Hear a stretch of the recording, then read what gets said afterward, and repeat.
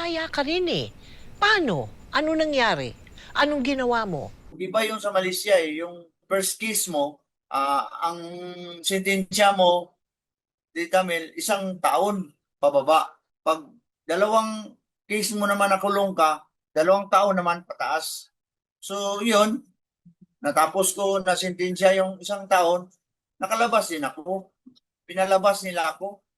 11 years ka. Nagtago sa Malaysia. Ang habang panahon ng 11 years, Jimmy. Ha? Paano ka nakauwi sa Pilipinas? Tita Mel, nakita ko yung yung girlfriend ng ko noon na domestic helper rin. Sabi niya, Jimmy, hindi ka pa nga umuwi. Sabi niya sa akin, ganyan. Tita Mel, sabi ko, ayaw ko na dito. Parang uwi na talaga ako. Sabi niya, kung gusto mo talagang uwi, punta ka sa Philippine Embassy at saka surrender mo yung mo doon lahat. So yun, kung na talagang umuwi, pumunta na ako ng Philippine Embassy. Tapos pagpunta ko doon, sinabi ko lahat sa kanila yung nangyari sa akin doon, ganyan-ganyan. Tapos ginawa nila ko ng travel document. Nakasakay ako ng aeroplano, pauwi.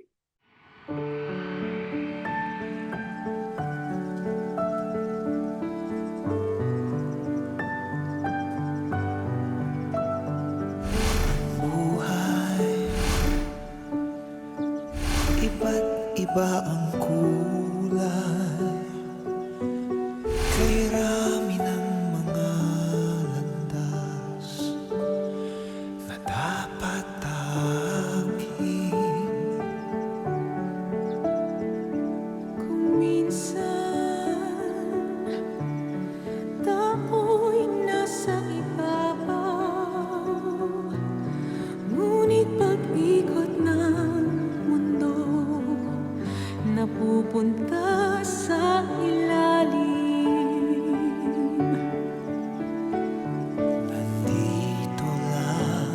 Nandito lang handang tumama para sa'yo. Magpakailan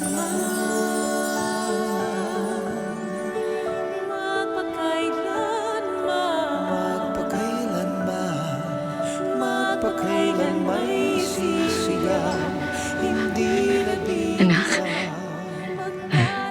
Pagkat ikaw lamang. Jimmy.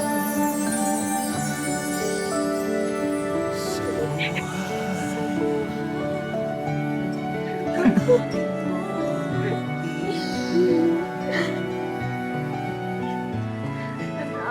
ano nangyari sa'yo? Akala namin patay ka na. Nay, marami pong hindi magandang nangyari sa akin. Pero ito ako, ina mo. Sorry po kung pinag-alala ko kayo, Nay.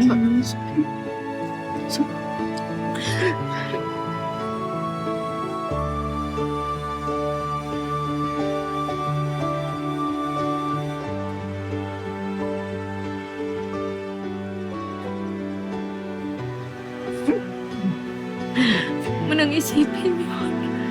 Ang importante, nakauwi ka na. Salamat, Nay.